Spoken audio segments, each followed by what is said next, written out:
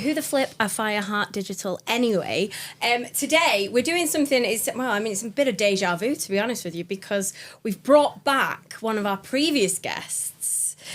So we're doing episode 2, version 2. Please welcome Mike Watson. Hi, Mike. Hi, everyone. Yeah. Oh, everyone's bowing. I was like, he's back. It's amazing. Happy to be here as always. How are you as always? Well, we're happy to have you, dude. I don't think I'm over the first section. Yeah. Has anyone come down since that first one? I have not. My kids still quote it to me all the time. I can't say anything. But that's going, it. We got so many requests to bring you back. That's what it was. Everyone's like, more Mike, more Mike. That's all I ever hear. Oh, I'm sick of it. No, we've actually got something really I think this is really cool, and everyone here thinks it's really cool, but we've actually got something really cool to talk to you about today. And Mike is a very fundamental part of it. 50%. Yeah. Maybe. Yeah. Right down the middle. So, okay, well, go on then. Do you want to tell us why we're here? Yeah, we're here because this partnership has gone through the roof, let's be honest. Yeah. And I know I mentioned this last time we did this, and we were saying how people want sales, they want marketing and sales. It marries up, and then clients after clients are all now using both as in the same scenario. Yeah. So we have, if we're being honest, been in circles with business owners, usually SMEs, who don't have a sales and marketing function and sometimes struggle with the finance and the cost of getting someone who's fractional or, if we're being honest, just someone to employ at that level. Get in, yeah. And it is very difficult, especially on a growing business. And as much as we give advice all the time, it is, it costs something. It costs our time. So we got our heads together and we're thinking, how can we make it, let's say, as most cost effective, but give people the power so they don't need to keep messaging us. That was the idea, right? Yeah. And as much as we love people messaging us, don't stop messaging us. Please don't stop messaging us. We love hearing We're still available. We're here for you, but we want to give the power back, let's be honest. And we all sat down. We wanted to optimise our time as well as everybody else's time, Facts. didn't we? It's better for everyone, if we're being honest. And we were like, hey, how can we do this? So we've come up with I'm going to call it a training day, really. The training day. The training day. Sales and marketing training day. With Denzel. What is it called? With Denzel. Denzel will not be there. Sorry, guys. I got carried away. I hope he would. And we've called it... Sales Growth Hub Accelerator. No, we've not. I don't know. Sales the branding, Growth Accelerator. By the way, excellent branding here. So sorry. Provided by Snowdrop Products. Clearly, I was looking at Mike's. Awesome branding. Yeah, you see this? Look, colour matching. Look at this. By Snowdrop. Please by Snowdrop. Yeah, if you want to weigh in, I can hook you up. What are we calling it? So it's a Sales and Marketing Growth Accelerator. That's what it is. It's an accelerator. I know it's a bit of a mouthful. But it's quite easy. No, it's not. It makes sense. It's exactly what it says on the tin. Sales Marketing Growth Accelerator. Coming to a room near you. We're doing it in We're doing it in partnership with each other, but we've also Regent Business. We have the lovely girls. Who are amazing, ladies. and I do promote them all the time. Yeah. But we're coming up with a nice little partnership because we're going to use their facilities, which is really good, and get a room sorted where we're all going to be there for the whole day. Yeah. And we are literally going to train people into how to market themselves and sell themselves better. Bridge the gap between sales and marketing. You've got likes and impressions, awesome. But what do you do next? Yeah. Well, you get the sales. But it is mad, isn't it? Yeah. Well, we said this on the last podcast, didn't we? How we kind of were like, well, how does sales and marketing work together when they're sat across rooms from each other and then they don't speak? And then we've obviously sat together and gone, well, we could do this. We could literally tell people how to do this if you want. Why don't we just do that? We should probably just do that. There is a big appetite for it, which I do love. Yeah. We are going to do this now monthly. Yes. With the process moving forward. Yep. The first one if we're being honest, might keep it more shorter and sweeter and more closed off. Mm-hmm. Not in a bad way, but to see what it's like, but get more one-to-one time with people. Yeah. And also get the feedback more accurately. Yeah. And then we'll expand, keeping it as primarily a face-to-face thing with a group of people, but then we might go into the online stuff depending if people outside the area can't make it. Absolutely. Again, Well, I think it's fascinating to me that people don't understand, not that they don't understand, but that they don't think that they need this, because actually when we've gone through what it is that we're doing with people, they've gone, oh my God, that's amazing. I want that. Yeah, right, it's here. We've done it. We've planned it out. We've done it for you. We've got a skill set. We're going to share it. And Keep asking for our help. We're going to do it for you. This is the thing. We're not telling them. No. We're actually No, sharing. that's true. Yes. And it's the biggest thing. It's like someone said the other day, you can lead a horse to water and that can't kind of make thing. it drink, You can't make it drink. And what we've been doing is force feeding people water. Yeah. Right? We've been going, this is how you're going to do it, drink it. And now instead we're taking a step back, we're going, this is the water, it's your choice. Yeah. What you're going to do with Yeah. it. But then we're taking it further by saying, actually, this is how you pour the water. This is how you make that for Yeah. your clientele or you, Yeah. your staff, you as a person. This is how you do it. And the fundamentals of this and why we put it together is to give the power back. Yeah. So they can take it all on board. Yeah. Yeah. And then it just gives SMEs, and not even SMEs, because I keep saying that word, but I've had bigger clients reach out to me and say, can my manager Team, come on? yeah. Can Yeah. someone join this? Yeah. Because I want them to grow a team. Yes. I want them to expand Yeah, on the yeah. business. So can you show them sort of stuff that you've showed me in the past? And I go, 100%, Yeah. because it's more cost effective for them to do a day than hiring me for a day. If I'm being honest, 100%. that's the whole point, Yeah, right? yeah. And you save money, and that's what we want to come down to, right? Well, in lockdown, we did sessions for free on just showing people how to use social media in lockdown. And it was awesome. It was just helping people. But at the time, it was literally just telling people how to post on social media, where this is going to be so much more valuable. I think so. like linking the two together, sales and marketing, explaining what we do Yeah. as an agency. Yes. But Yeah, yeah, also yeah. tying it in full 360. Yeah. 100%. On that note, let's segue into what you actually get when you come to these Yeah. sessions. The good so stuff. the first, I know this is like good The good stuff. a sneak peek.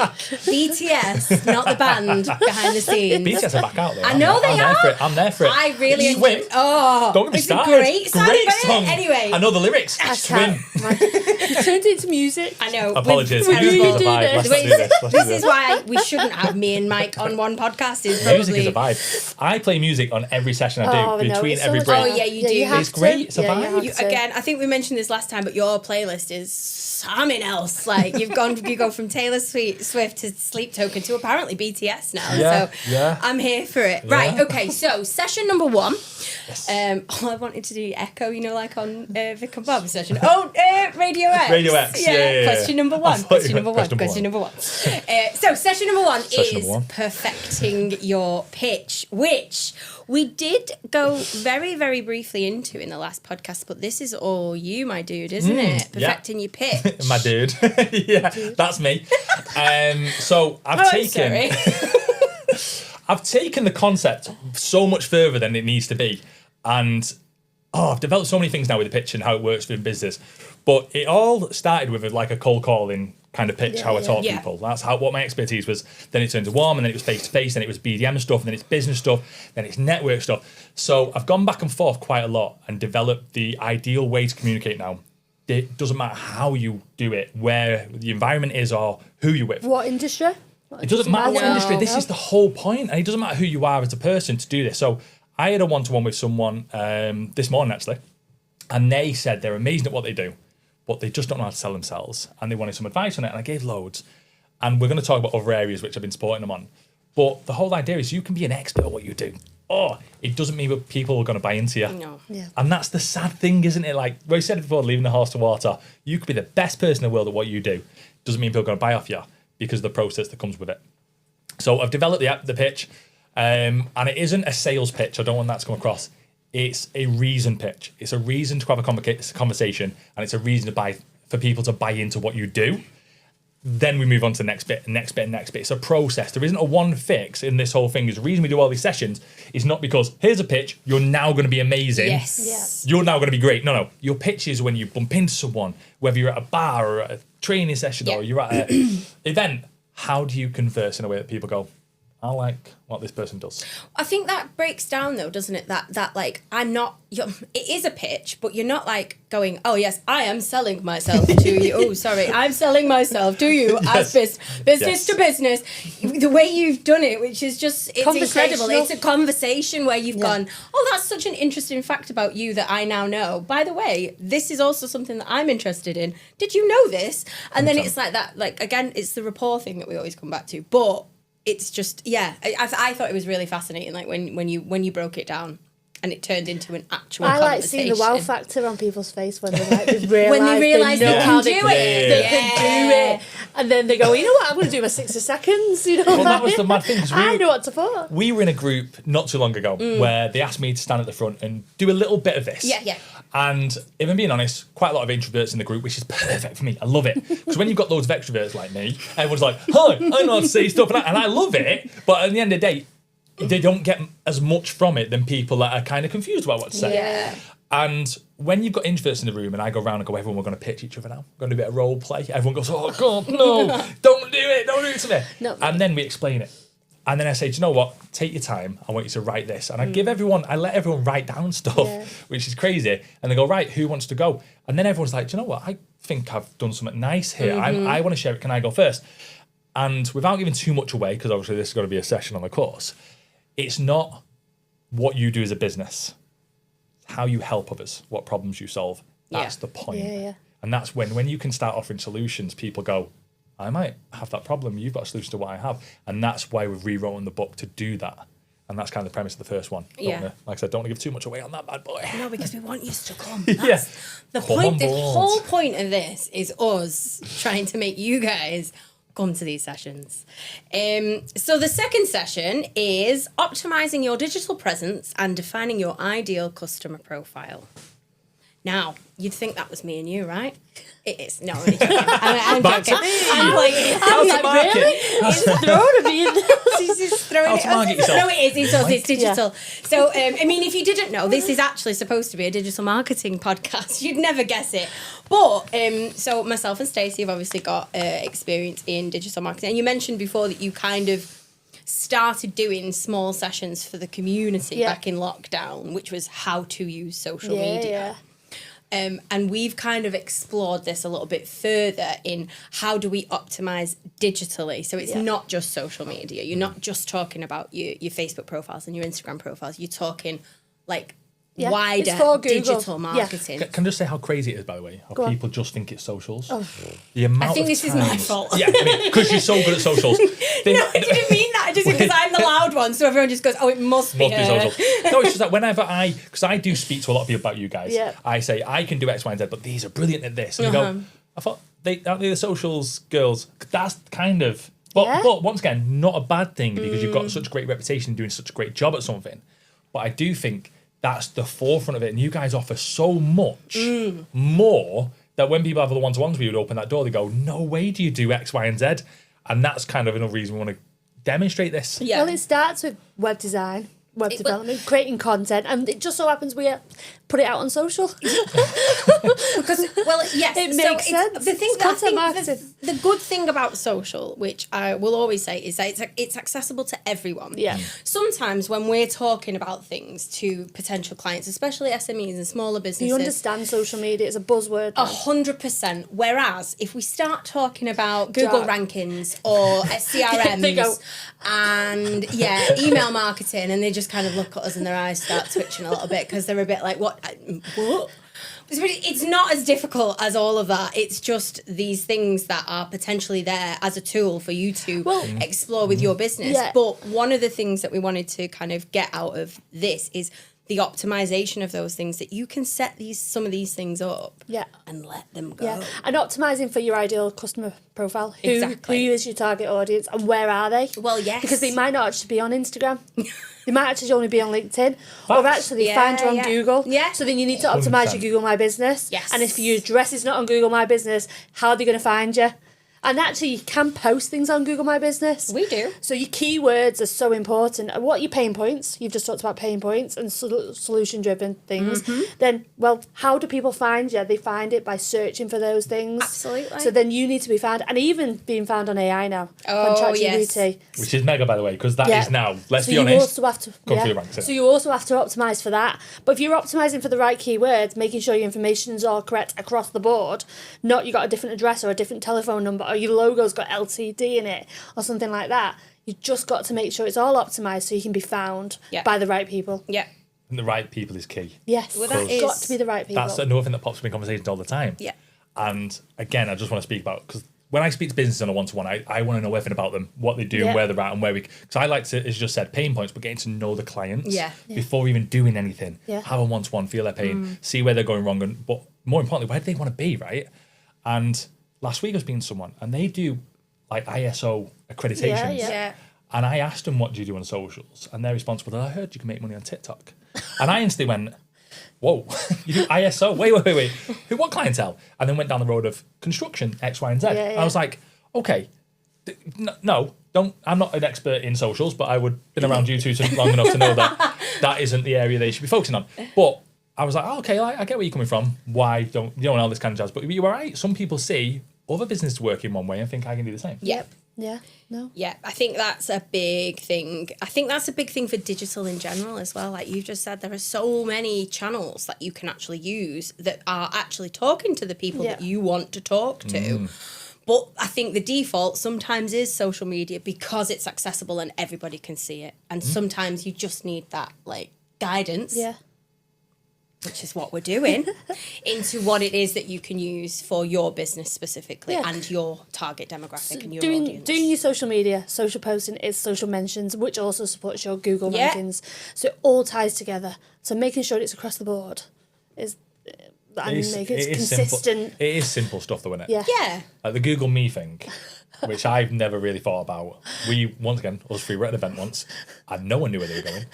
And it was mad because I was like, it's hard to Google. Yeah, because you couldn't can't Google find the location. Yeah. And then you just randomly went, you need a Google Me account, I'll sort you out. And then the person was like, oh, geez, that would help with the X, Y, and Z. Without even knowing, you just went like that. You knew the solution. But to you guys, it's common knowledge. Just like and it's free. It's free. It's free off by it's Google. Free. But once again, no one knows. If you don't know, you don't know. Yeah, exactly. You don't know what you don't know. If you don't know. And this is what I was saying about putting on things like this. People go, I don't know if I need that. But you don't know. Well, sometimes Listen. before you invest in a website, invest in a Google My Business because it's free. Yes. Yeah. And people might not even land on your website because they'll stop there because they'll have your telephone number, your email address, they'll have reviews, photos, they'll have social posts. So everything you could potentially have on a website in more details, it could be there. So they just go straight to that and they find you straight away. Yeah. And they've got enough information there to make a quick decision to go, actually, I just want to pick up the phone because people will choose how they want to contact you as well. Yeah. So you've got to, that's kind of how does your ideal customer profile contact you. Yeah. So you've got to be where they want to, whether it's WhatsApp, phone, email, through the It's website. accessibility, isn't it? Instagram. Whatever they want. Yeah. So that's session 2. That Session is 2. session 2. Boom. I think it's a really interesting one, that one. This one, though, is something I used to hate doing, so I'm really looking forward to doing this session, especially We with you. want this session. Handling objection handling. Do you know what? Because I'm not good at that.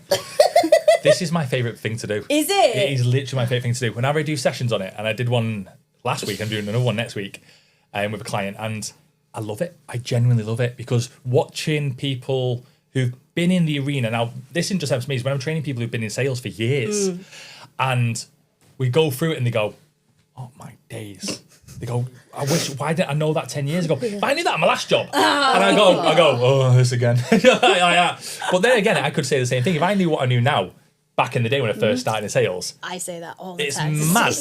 But it comes with wisdom and knowledge, doesn't it, at the years? And time. But, so I've created, once again, we've had this conversation actually. I had conversated with these two when I think I was on the tram going into, Manchester Marathon. And I was on the tram, I sent you a voice note on the way. Yeah. And I was like, listen, just got an idea on this, what are your thoughts on this? So I've rewritten the book on objection handling techniques based on target audience and things like that. Yeah. But it's now so open, you can use it again in any scenario, with any client, in any way. So I'm excited to share that. I don't want to give too much away at this moment because it's I can't wait. It's going to be exciting. It's going to show people not just how to do it in a blunt way. This isn't the whole point, by the way, because I don't feel like you're probably thinking, oh, when I was taught objections back in the day, it was like, nah, boom, boom.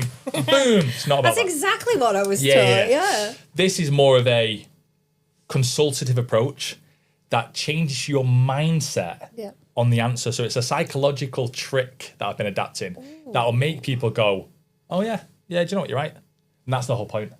I want someone to turn around and go, what you just said is right, actually, innit? And I go, yeah, because it's logical. Yeah. And then it ties to the emotions a little bit. But it comes with a logical response that people can't really say no to. So I am excited to share that, and it is genius. And I will be sharing this technique that I've just done the first time next Wednesday. I'm very excited. So I'm excited about that. Can you do anything about my facial expressions though, when objection happens? No, wait. I cannot change. Eyebrows. Yeah. I cannot change. Sorry, guys. This one's exciting for many reasons, and it's a bit controversial. Using AI to support your marketing and sharing tools that we use as a marketing agency. I know. Now, I think for us, the controversialness of it is kind of how AI has been turned into this generative, source for art and creation and things like that. We're not using that. That's not what we're doing. Right, okay. So there are tools and there are programs and systems that you can use that are AI. And I'm not talking about generative AI. I'm talking about systems that you can upload data to and that will take on tasks for you that would have been extremely time heavy, and like data entry, admin, CRM is a big one, I think, for AI that we've automation. A lot of automation, and I think the big scary word of AI makes it quite, people go, oh my god, I don't want to do it, which is fine, and I totally understand that, but I think this is basically, it's a look behind the curtain, isn't it?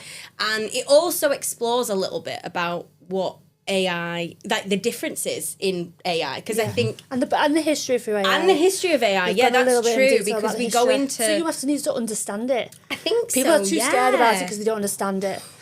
Here's a sneak peek from the session. This is something that we have discussed, myself and Stacey. So Stacey's got loads of facts and figures about the history of AI, and we're going to call it AI in inverted commas, but this is something that I explored when we were developing this session.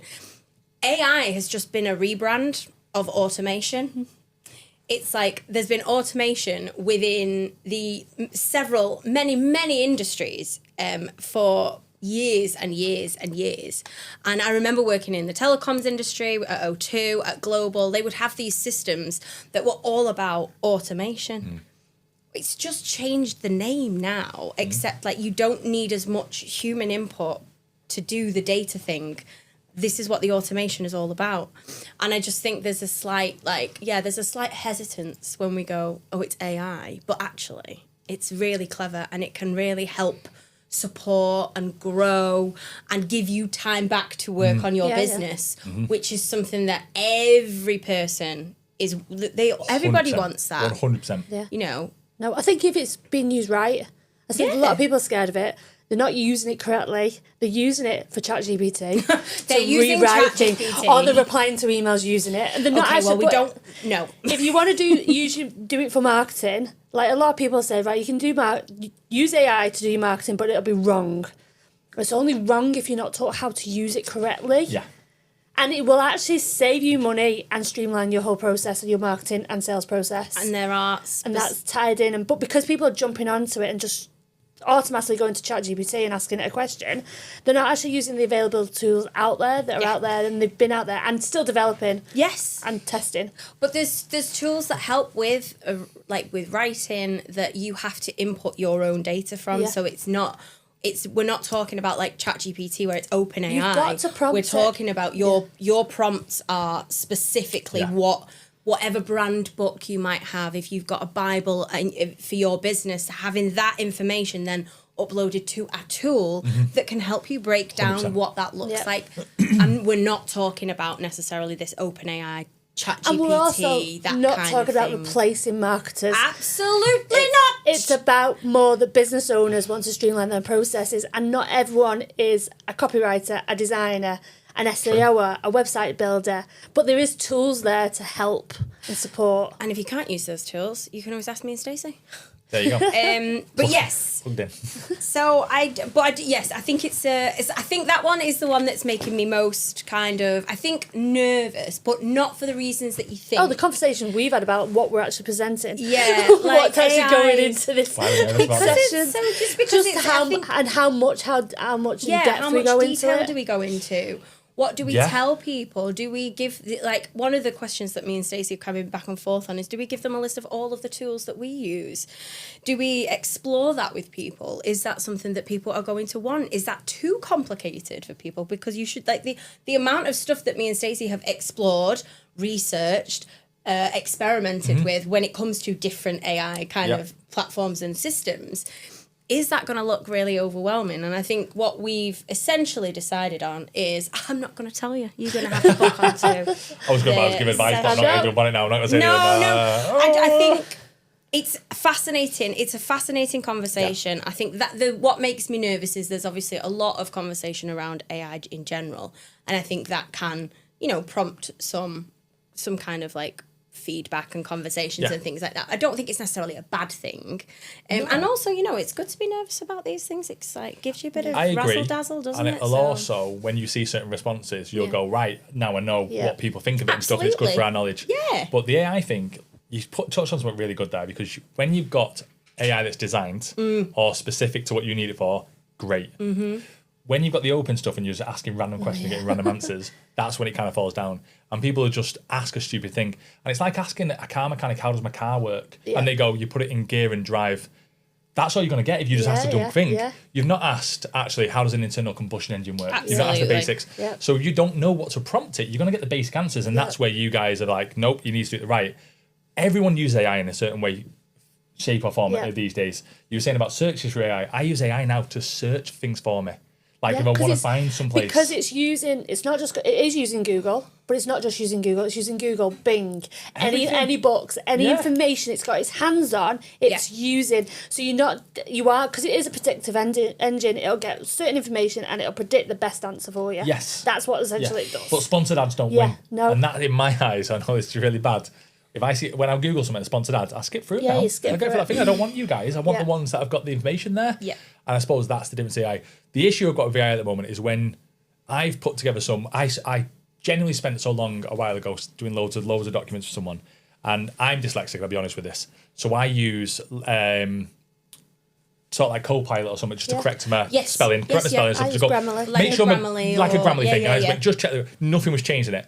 And I presented this to someone and their response was, oh yeah, I can see where you've used AI. And I instantly just inside me went, do you know what? Cringe. At that time, I'm like, should have just done it. If you don't care about me spending all this time on it, should just use AI. And I got into that really habit, and I went home that day and I went, oh God, how dare you? Like, not in a, I kind of just like, and then I was like, have I done something stupid of it? Is it because... I think everyone just assumes it's AI these days. Everyone does. What was that book that we were chatting about the other day? Austen. Jane Austen. Jane Austen had an M dash. Oh my God. God forbid. A double dash. That was definitely written in AI. M dash. And it was in the book, and someone put it on socials like, going, oh my God. Can't believe that they used AI. Oh God, and we went down a rabbit hole there. We did, didn't we? Oh, we went down a rabbit hole, but then I'm playing a game the other day, and I was one of those moments, every now and again I'll jump on a game and I need to de-stress. And I was playing Final Fantasy VII Remake, great game. Nice. Amazing game. And I had the subtitles up, double dashes all the way through it, double dash, but that's the language model when converting it from a Japanese or a Chinese model to English, double dash appeared. And I was like, now I'm looking at this going, wow, they used AI for this. But they haven't. But in my head then I had to pause. I paused a moment and went, no, whoa, they wouldn't have used AI for this because that's stupid. But again, it's becoming the norms where if we do something, we assume AI. LinkedIn the same. If I see certain emoticon things, I'm like, sparkles. Oh, it's not the rocket. We've got you covered. What's wrong with the sparkles? I love a sparkle. I'm a millennial. I like a sparkle. It's like I a rocket. Sparkle. Like, don't. The Millennium Pause you did at the beginning of the session. Don't get me started on that. But, Al asks me to do 2 beats at the beginning of the podcast. That's what that is. It's not a millennial pause. I'll sponsor by Hype. Podcast. Yeah. To be fair, we've got a whole video of me doing millennial pause, and it's just me going. That's on our TikTok, isn't it? Yeah, it is. Because I like Cameo. I've used Cameo quite a lot for people's birthdays, weddings and stuff like that. I love a bit of Cameo. I love Cameo, and I personally think I've done the best Cameo in the world for my best mate when it was his wedding. But I won't go into too much. I'm saying, but I saw a video, and it was the One Tree Hill cast doing millennial pauses, and it was just the start of all like 20 cameos back to back, and they're all going. And I literally went, I do that. Like I genuinely go. There's a reason it's called the millennial pause. Yeah. Like, oh. I have taken to trying to edit it out when I do videos because it drives me mad. But that's just because I OCD. You're self-aware. Yeah, no. I It doesn't matter. It's fine. Right. Okay. Next one. I'm really sorry. So I've got notes. These notes are in Stacey's handwriting, and Stacey's got handwriting like a doctor. It So was can for you? myself. I know they Hieroglyphics, were. which one? What The we on next? bulging follower Bulging. There is, engine. first of all, no bulging. Bulge is not a word that comes into this context. Building it says a building follow-up a follow-up engine. Just Okay. want to throw that out there. So the next session is about building a follow-up engine. Mike? That's Yeah, yours. that's me. That's yours. Is it Nothing to do me? with me, that. Oh, sorry, you set me off on the wrong foot there. Yes, building. It's just a word, guys. I know, yeah. That's like Anna. Anna with ad hocs. Don't get that. Anna's gonna watch this because I know the girls will watch this. I swear on my life, The Ouija we girls. know someone who cannot say the word ad hoc.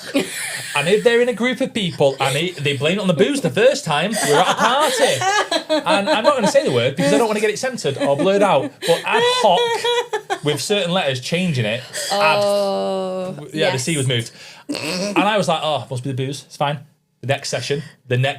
She's one now after changed that, it to random. she now just says, Random. anyway. Okay. She catches herself. Anyway. But no, let's go back to what we were saying. The follow-up engine. It's what keeps you on the track, let's be honest. Because when it's great terminology that, using the engine to keep you on the track, because it is basically that. Too many people think introducing themselves and doing all the stuff and going, yes, this is amazing, will get you the sale. It gets people, once again, I say this all the time, you guys are amazing at getting people to the door. And people will knock on your window. Yeah. Hey, I'm looking through the window. I want to know what's inside. And I come in and I go, right, I'm going to show you how to open the door and greet them to then show what the products are like. And that's always the analogy. Now, the issue is people are coming into the shop. They're looking around. They're going, that's nice, that. I'm going to come. I might come back. I might not. And then they leave and you don't care about them. They're all in people. We brought them doors, come in, looked around and left and no one's bought anything. Yeah. One or two might, by the way. And then you go, let's do that again. And then they just repeat that process over and over again. Like fools. Busy fools, Yeah. right? Someone I used to work for used to always call someone a busy fool. They just waste loads of time and get nothing done. You're a busy fool. Yep. And it's always in my head, you're a busy fool. So yeah, using that terminology just sprung me back. If you do not know what your process is after they've left that shop, in your own analogy, in your own business, where are you going with that? Yeah. Are you storing the data? Are you using the data? How do you converse with them later? How do you then check what's gone on? And we then tie in the pitch and the objection into that follow-up engine, and we build a full model with it. And Okay? also marketing and AI. You could to follow up. Yeah, the whole You can thing. tie it all in. The whole thing. But if you are not following up, and I don't mean You chasing. haven't got a process. Yes, it's that process. It's process, that. And then I think what that's- you're going to use. I the think tools. Literally that's that. the core of it, isn't it? It's what's next. I had Yeah. a conversation today Just- with someone that's going to be a business development manager, and I was like, "What's your process? I can build your pipeline, and then all I have to do is put a pipeline for you, and then I Yeah. can automate that pipeline." No, don't know what I'm doing. Should I call him back in 1 day or 3 days? Should I call him? Should I have a personal email, or should it be automated? Yeah, it's mad, isn't it? As a business Yeah. development manager, they should know that. Well, it depends how much they've been involved, right? They Yeah. could have just been hired yesterday. But once again, it comes There's so with many experience. options, but you've Yeah. got to tailor it, haven't you? And a lot of people get promoted from within businesses a lot of times, and they don't know the process. Yeah, They're just good at what they was doing and whatever. Yeah. So the follow-up engine is designed to make sure you've got a loop, and it's a closed loop. So it goes through the whole sections. Like I said, I won't give too much away, but it's to bring people back around in a nice, informal way, if we're being honest, within your industry and your workforce. And it's tailored around each industry. So once again, designed around each person. Yeah. And finally, we're going to end on a fun creative session, which is creating videos and building communities. So you talk a lot about kind of the sales process, the pitch, really getting to know your audience and who you're talking to and who you're selling to. Yes. And we're going to say, forget Yes, that. we're going to say, forget everything Mike's just taught you. Throw it out the window. No, I'm not going to do that. But what we want to do with this kind of final session is help people create communities. And a really good way of doing that is kind of building a backlog of videos that really kind of help share and explain what your business does and who you are. as a business owner, as a person, but it's very much against what we've it's very anti what we've just been talking about. It kind of coincide though. It does coincide. What it Well, it's what part it does, of the follow-up as well, because Yes. you need to then Yeah. start doing the brand awareness and understanding who you are as a person. Of course it is. The point of it is the trust building. Yeah, that's exactly. So it's all about you as a business owner building trust with people that will potentially want your services. And how do you build trust with people? Well, you give them something that they are going to value, whether that's information, whether that is a sneak peek into what you do. Day in the life. A day Behind in the the life. scenes. What that looks like. Yep. I mean, what that looks like from business to business is going to be completely different. But the session itself lends itself to pretty much everyone, and how you can build community on social media by creating videos. And dare I say, it's sitting right here, how you do it yourself using your phone. Yeah, I know we shouldn't really be saying this. That being said, there is a shout out to Hype Podcast within the session. So, I mean, it's all right. I think when you are an SME, when you're on a limited budget, Or you're on the go. and I think sometimes, I mean, even producer Al does videos with the camera in the car, like the best of the influencers out there. Yeah. So it is something that I think is fundamental in building trust. And also people And think about like community. bubbles, and people make ones through networking and say, will you post this? Will you share this? Do that. But if you're building it authentically online already and people like your content, you don't ever have to ask. Yeah. I think the whole point of these sessions as well, should just be to done. kind of do a full 360 on it all. You might think you're good at socials and bring people in, but you're not doing well at sales, or you're not conversing. Yeah. Or you might be really good at the first pitch, but you don't know how to market. Yeah. You might be good at closing people, but you don't know how to do the follow-up engine. You might be good at everything but one. This whole process is to show people the full cycle. And that's the whole idea, right? Yeah. If you mastered this, you wouldn't need to like reach out to other people. You could do it your own and build something great. And then whatever you learn, you can then build your handbook for future reference. 100%. So when someone else comes into your business, here's the handbook I created based on sessions I've ran or I've done. Here's X, Y, and Z. And then you train them down. Yeah. And that's the whole point, is to give you guys the power back to do something great with your business, but take it from people who've been there and done that. There's so much we've been a part of and so many different businesses we've supported in every industry you can imagine, that I think it's time now that we start going, you can do it yourself. Yeah. You just need to know how Yeah. and the why.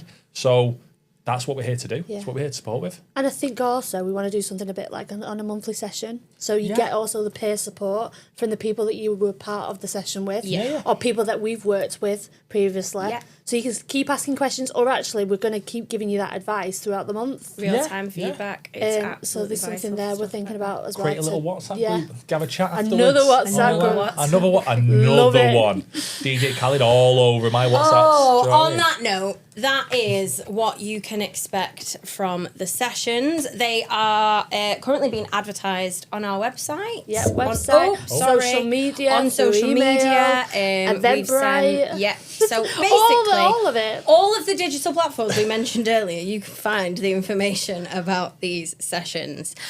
I think that's it. That's all we've got time for today on Who the Flipper Fireheart Digital. But please come and join us for one of our sessions, and we'll see you next time.